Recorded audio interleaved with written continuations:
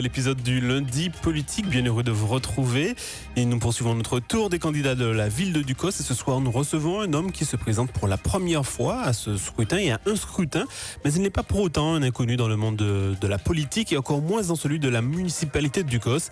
Et pour cause, depuis près de 19 ans, il est au plus près des affaires municipales et même au plus près du maire sortant puisqu'il a été et est encore son directeur de cabinet depuis près de 10 ans. Face à l'annonce de la non-représentation du maire sortant, Charles-André Mincé, notre invité pourrait donc légitimement revendiquer l'affiliation et le soutien politique du maire, ce qui aurait été un atout non négligeable. Mais Charles-André Mincé n'en a pas décidé ainsi. Et au contraire, il a décidé qu'il n'apportait son soutien, en tout cas public, à aucun candidat. Notre invité devra donc faire sans le maire, mais il devra cependant faire avec son bilan, avec l'accablant rapport de la Chambre régionale des comptes qui pointe, je cite, la dégradation de la situation financière sur la dernière mandature.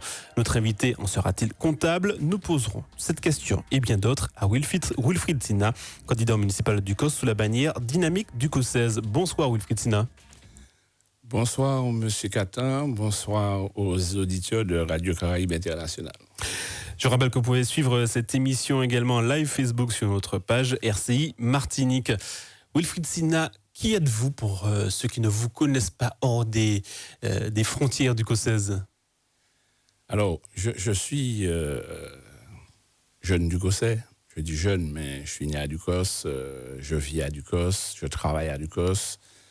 Et je suis donc un militant de la vie associative depuis de très longue date, plus d'une trentaine d'années, et de la vie politique également. Donc, autrement dit, je suis un homme engagé dans la vie publique, à disposition des autres, depuis plus d'une trentaine d'années.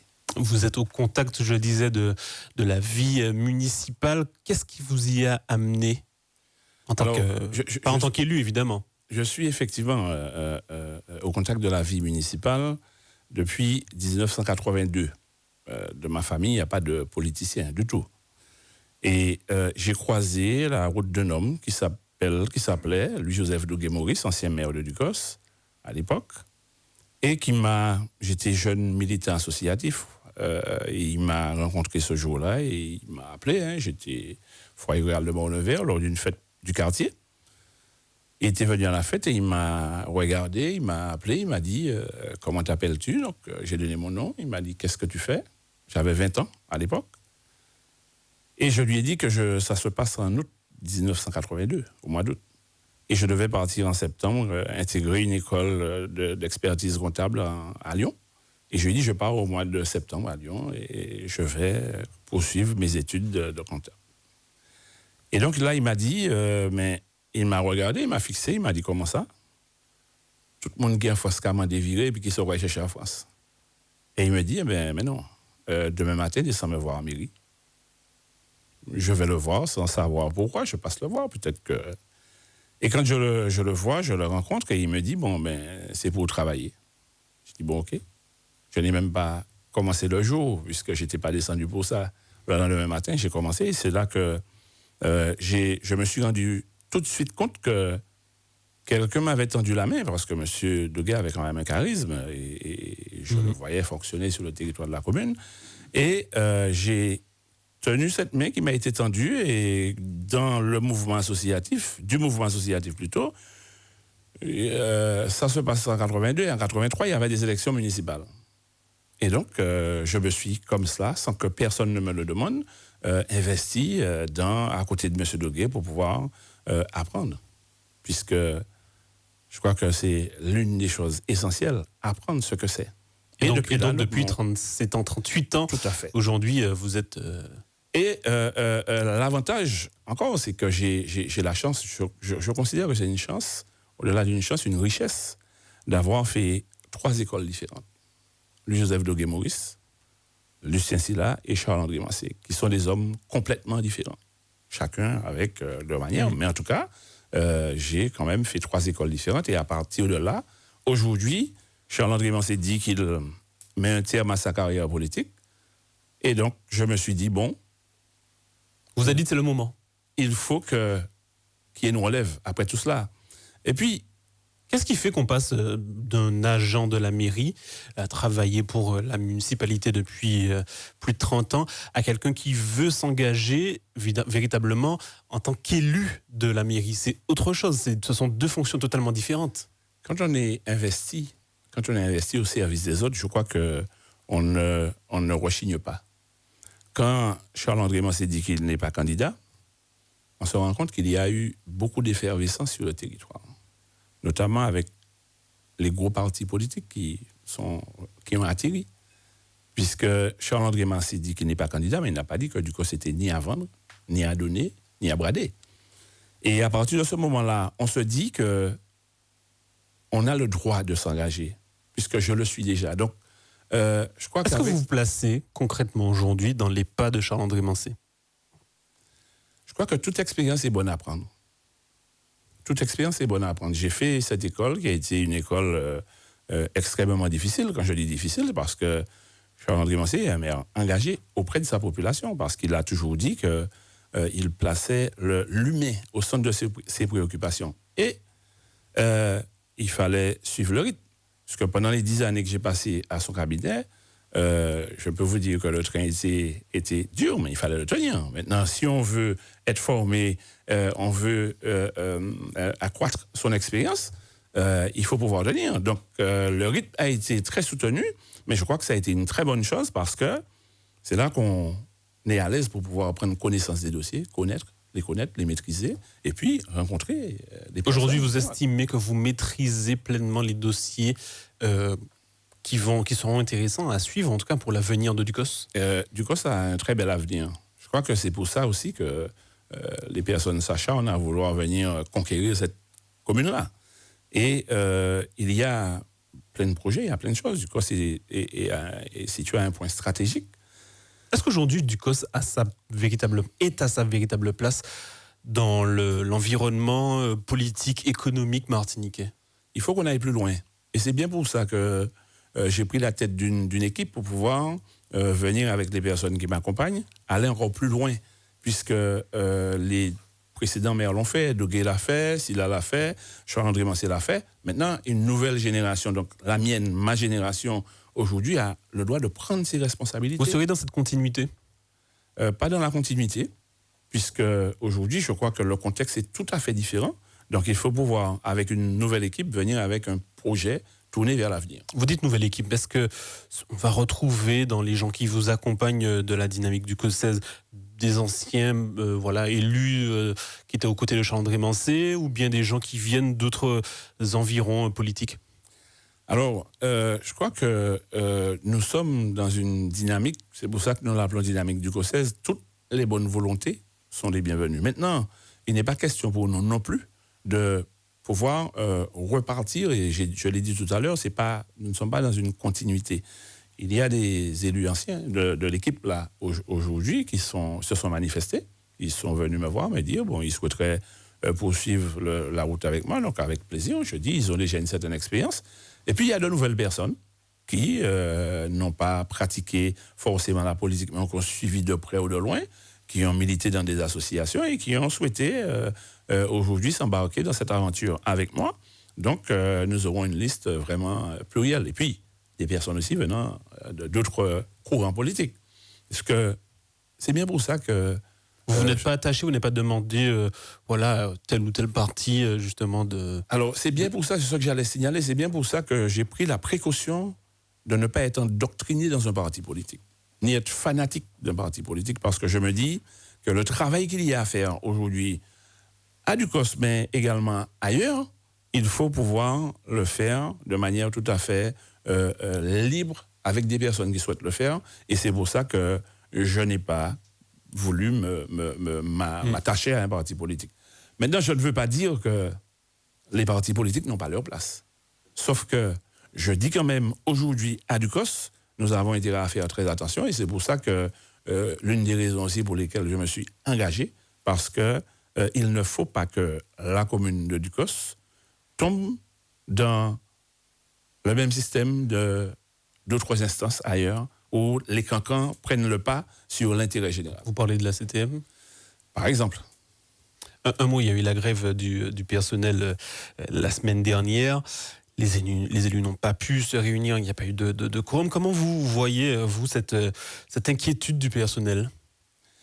Alors, l'inquiétude, je considère qu'elle est légitime. Pourquoi? Parce que je ne dis pas que les gens ont raison, mais sauf que je veux quand même signaler une chose qui est... Ils s'inquiètent pour leur salaire aujourd'hui. Ils s'inquiètent pour le salaire, mais je me dis qu'il faut à un moment donné qu'on soit sérieux. Nous sommes dans une période politique, et puis il y a une grosse agitation sur le territoire qui affole les gens, qui affole le personnel, Vous avez qui l'impression affole qu'ils même la vous avez population. l'impression qu'ils sont manipulés? Peut-être.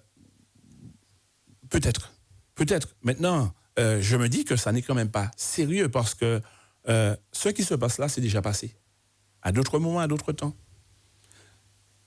Où le budget prévu pour la masse salariale n'était pas suffisant. On a fait une décision modificative ou pour d'autres choses aussi pour pouvoir abonder le budget. C'est exactement le même exercice qui va se faire là. Donc, il n'y a pas d'affolement à avoir. Mais maintenant, comme il y a une pression telle politique sur les agents qui sont utilisés pour pouvoir, à des fins politiques, malheureusement. Donc, je comprends aujourd'hui que des personnes soient inquiètes de ne pas savoir est-ce qu'ils vont pouvoir toucher leur salaire, mais est-ce qu'ils vont pouvoir continuer à travailler et avoir une vie sociale correcte. Mais quand ils entendent publiquement les détails du rapport de la Chambre régionale des comptes, je ne vais pas revenir dessus, chaque semaine, depuis 3 semaines on en parle, est-ce que vous comprenez qu'il y ait matière à s'inquiéter, surtout quand un rapport dit qu'il faudra des réductions drastiques au niveau du personnel, augmentation éventuellement des impôts?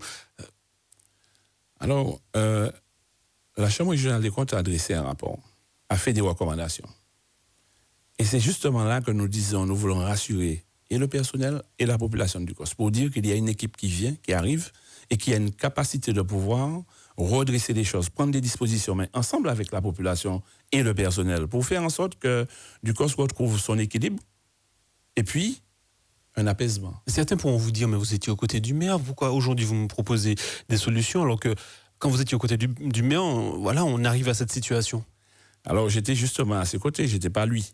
Vous étiez son oreille. J'étais à son oreille. J'étais simplement un collaborateur. Maintenant, il y avait 33 élus, dont je ne faisais pas partie. Je n'étais pas élu, je ne l'ai pas été non plus. Donc, aujourd'hui, il y a le maire qui est un exécutif et puis il y a une assemblée délibérante qui prend des décisions.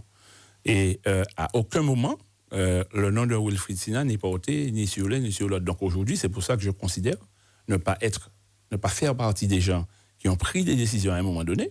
Vous n'êtes pas comptable aujourd'hui de cette situation? Je ne peux l'être, puisque je n'étais pas élu. Maintenant, il y a une situation qui est là qu'il faut gérer, qu'il faut pouvoir prendre en main pour redresser la collectivité et puis faire en sorte qu'elle continue à se développer pour qu'elle maintienne sa position stratégique au niveau de la Martinique. Les 18h44 dans ce lundi politique, nous recevons Wilfried Sina, candidat au municipal du COS. Wilfried Sina, voilà, on l'a dit, la situation est compliquée. Qu'est-ce que vous allez faire concrètement pour redresser cette situation, notamment situation financière à Ducos? Il y a plusieurs actions à mettre en place. Il faut surtout éviter l'affolement. Il y a un rapport de la Chambre régionale des comptes. Ducos n'est pas la seule commune dans le cas. Et c'est pour ça que je dis il n'y a pas d'affolement. Maintenant, c'est une situation sérieuse. Mais je veux quand même situer la situation dans son contexte. Est-ce que c'est le fait que le maire ait embauché, donné du travail à des Ducosais qui est un problème? Je me dis qu'il faut que l'on puisse avoir le courage, non pas le maire de Ducos, mais les élus martiniquais et plus encore les parlementaires, pouvoir se dire que la Martinique est dans une situation très catastrophique aujourd'hui. Et malheureusement et heureusement, les communes sont celles qui jouent le rôle d'amortisseur social. Mais est-ce que les communes aujourd'hui ont les moyens d'être des buvards sociaux? Alors, c'est justement ça. Il va falloir à un moment donné que l'État, que les personnes qui ont la responsabilité... En gros, le rapport de la Chambre régionale des comptes vous dit, bon voilà, le buvard social, on l'a peut-être compris à une époque, mais là aujourd'hui, stop. Oui, mais alors, le choix, on le fait. Nous venons prendre les commandes d'une commune. Mais nous voulons aussi avoir des solutions pour pouvoir régler le problème du chômage qui existe là. C'est pas... Un maire ne va pas pouvoir venir être assis là, et puis à chaque fois qu'un administré vient le voir, lui dire... Monsieur le maire, j'ai une difficulté. Je n'ai pas une situation sociale convenable parce que qu'est-ce qu'un administré demande aujourd'hui? Avoir un logement, avoir un travail, pouvoir mener une petite vie correcte, avoir une famille. Et quand nous voyons l'état de la Martinique aujourd'hui, puisque je suis Martinique et je parle de la Martinique, peut-être que d'autres endroits c'est pareil. Quand on se rend compte de ce qui se passe, on entend des informations tous les jours. Donc si personne ne fait rien, à un moment donné, on va arriver à une explosion sociale, ce que tout le monde suppose. Ben, qu'est-ce que nous faisons? Donc comment vous allez faire pour justement redresser les finances de la commune? Nous allons donc faire un certain nombre de propositions, notamment, première chose, c'est procéder à une réorganisation profonde de l'administration. Ça doit passer par là, partir de là.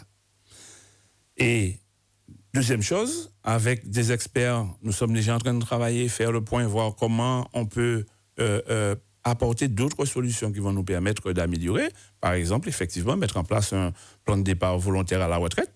Ça, c'est une solution que nous sommes en train d'envisager, mais qui n'est pas aussi simple qu'on puisse le penser. Il n'y aura pas de licenciement.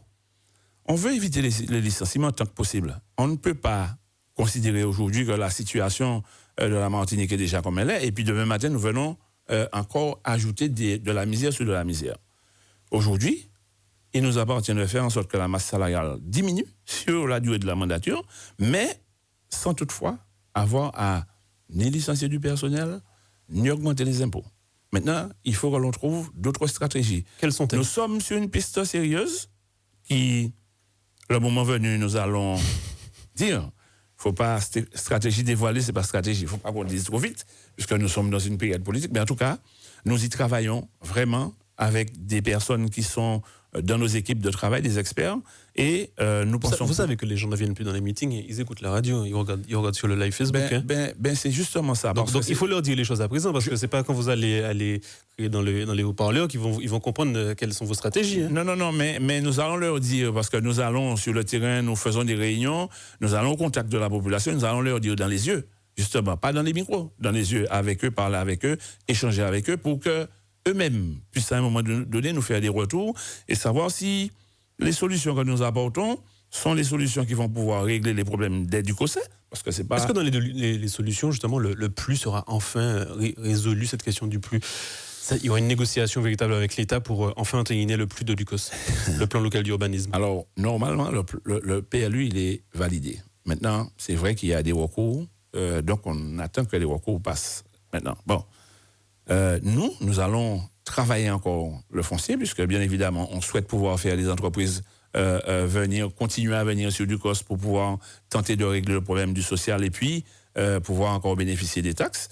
Il y a les agriculteurs qui vous demandent des terres aussi. Il y a les agriculteurs qui demandent. Donc nous allons pouvoir organiser le territoire avec les acteurs économiques pour dire les zonages qui vont être dédiés à l'agriculture et les autres qui vont être dédiés au développement économique. Donc il faut qu'on arrive à combiner les deux avec les acteurs, mais également avec toutes les autres institutions, avec l'État, puisque bien évidemment l'État joue un rôle important dedans, l'ADL, les autres services de l'État, et puis les associations écologiques. Donc il faut qu'à un moment donné, nous puissions nous mettre d'accord pour dire que la commune de Ducos a un objectif qui est celui de pouvoir faire en sorte que son territoire vive dans de meilleures conditions. Donc améliorer les conditions de vie des Ducosais. Comment améliorer les conditions de vie quand on connaît la circulation aujourd'hui aux abords des zones d'activité? Ducos est riche de zones d'activité, 2 grandes zones, une en expansion à Génipa, une à Champigny qui est Champigny, Cocotte, mais c'est impossible de circuler dans ces zones. Est-ce qu'aujourd'hui il y aura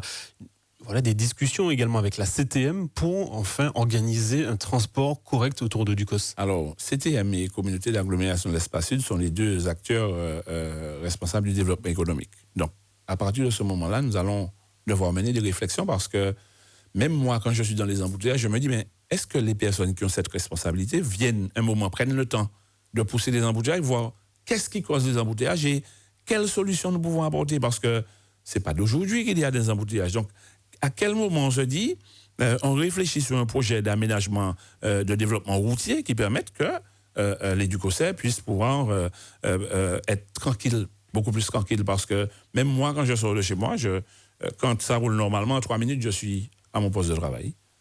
Ben, ces jours-ci, il faut une demi-heure, 3/4 d'heure, des fois. Donc c'est insupportable parce que nous supportons les voitures qui sortent dans tout le sud. Et justement, Ducos, c'est la porte d'entrée du centre et du sud. Et c'est là que nous allons devoir avoir une bonne réflexion, une bonne séance de travail avec ceux qui ont la responsabilité des grands axes routiers pour pouvoir tenter de trouver des solutions d'amélioration pour Ducos, mais pour le sud tout entier, parce que on ne va pas pouvoir continuer à supporter, d'autant plus que nos équipements ne sont pas forcément dimensionnés pour supporter toute cette circulation-là, tous les jours. Aujourd'hui, Ducos, c'est une rare ville en Martinique à avoir vu sa démographie augmenter. Mais paradoxalement, est-ce que les équipements sont au niveau aujourd'hui de cette ville importante aujourd'hui en Martinique, et même par rapport à sa place dans l'espace sud, est-ce qu'elle bénéficie d'assez d'apports justement d'équipements qui proviennent de la communauté d'agglomération? Alors, il y a deux réponses à la question. La première, c'est vrai que nous avons une urbanisation, une politique d'urbanisation qui a fait que la population est augmentée. Ça a été une volonté municipale, une volonté, un choix voulu, parce qu'on voudrait beaucoup plus élargir la base qu'augmenter les impôts sur cette population-là. Maintenant, dans la réflexion que nous menons sur l'aménagement du territoire, nous envisageons de ralentir justement et prendre le temps de redimensionner les équipements. Parce qu'à un moment donné, il faut qu'on mette les équipements à niveau. On n'est pas en train de dire que les gens ne vont pas continuer à construire à Ducos. Ils vont pouvoir continuer, mais nous allons ralentir cette pression d'urbanisation. Ça, c'est la première chose. Mais la deuxième chose, au niveau de la communauté d'agglomération de l'Espace Sud, nous voulons, tel que ça se passe aujourd'hui, parce que, de mon point de vue, nous sommes dans une situation de supracommunalité qui nous dérange, en tout cas qui me dérange, qui dérange l'équipe avec laquelle je travaille. Nous allons prendre un autre positionnement pour que les choses changent. C'est-à-dire? Pour que la relation entre la communauté d'agglomération de l'Espace Sud et Ducos soit différente que ce qu'elle est aujourd'hui. Nous faisons un travail considérable. Et Ducos, c'est la commune qui a le plus de poids dans la communauté d'agglomération à deux niveaux. Plus de population, c'est la plus grosse commune du Sud. Et sur le plan économique, 7 millions d'euros de taxes chaque année, je crois que Ducos mérite beaucoup mieux que ça. Ducos mérite la présidence de l'Espace Sud aujourd'hui? Peut-être aussi, il y a beaucoup plus de pistes, pas forcément la présidence, mais néanmoins, nous ne disons pas non. Il y a beaucoup d'hypothèses. Nous sommes en train de réfléchir. Ça ne se fait pas seul. Il faut discuter avec d'autres communes. Il faut pouvoir venir dire, Ducos, avec le poids que nous avons, voilà nos exigences. À partir du moment où, et nous n'allons pas aller dans des choses inconsidérées, nous allons dire, voilà le poids que nous avons, et nous estimons que voilà ce qui nous revient. On ne va pas dire que Ducos apporte 7 millions, qu'il faut nous redonner 7 millions, mais on va dire que la richesse que Ducos apporte au Sud doit être distribuée avec Ducos aussi. Donc il faut que Ducos soit dans le partage. Il ne faut pas que ça n'a pas été fait avant, selon vous? Il ne faut pas que ça serve aux autres et que Ducos soit l'enfant pauvre. Pourquoi ça n'a pas été fait avant, selon vous? Il y a des élus de la commune de Ducos qui font partie de la communauté. Je ne peux pas répondre pour... Je dis bien, je n'étais pas dans la municipalité passée, donc je ne peux pas dire. Je dis ce que moi, j'envisage de faire avec l'équipe qui m'accompagne quand nous allons venir aux commandes. La position que nous avons, elle est claire. Nous disons ça là aujourd'hui, maintenant, parce que il faut qu'à un moment donné, on se dise, une commune produit. Il ne reste plus beaucoup de temps. Une commune produit, mais il faut aussi en retour que la commune puisse pouvoir continuer son développement et il ne faut pas que ça soit un frein pour cette commune-là. Il nous reste à peu près 2 minutes, Wilfried Sina. Une question concernant votre fonction. Aujourd'hui, vous êtes directeur de cabinet. J'ai cherché, je n'ai pas trop trouvé, en tout cas, d'éléments qui permettaient de dire qu'un directeur de cabinet pouvait être candidat, peut être candidat, mais en tout cas être élu à la tête d'une municipalité alors qu'il est toujours agent. Est-ce que vous pouvez nous éclairer sur cette question ? Est-ce que le directeur de cabinet pourrait être candidat déjà? Alors, il n'y a aucune difficulté à ce niveau. Maintenant, la seule difficulté qu'il y a, c'est les juristes sauvages, juristes borchimais. Oui, donc je crois que j'ai quand même pris la précaution de bien sécuriser la démarche dans laquelle je suis. Donc, j'entends ça un peu partout, même mes adversaires véhiculent, tant mieux pour eux. Parce que qu'est-ce qui les fait peur? Je ne sais pas, mais en tout cas, je n'ai aucune difficulté sur ça. La population du Cos peut être rassurée. Ça, c'est dans la continuité de mon engagement aujourd'hui que je vais me lancer dans ce combat-là. Donc, je peux encore continuer à être directeur de cabinet ou agent de la collectivité jusqu'à la veille des élections. Et pourquoi certains agents démissionnent 6 mois avant Chacun sa stratégie. Chacun sa stratégie. Moi, je considère que servir... Parce que je crois qu'il faut resituer les choses dans leur contexte. Ça ne me pose aucun problème. Continuer à servir ma commune. Je continue à la servir.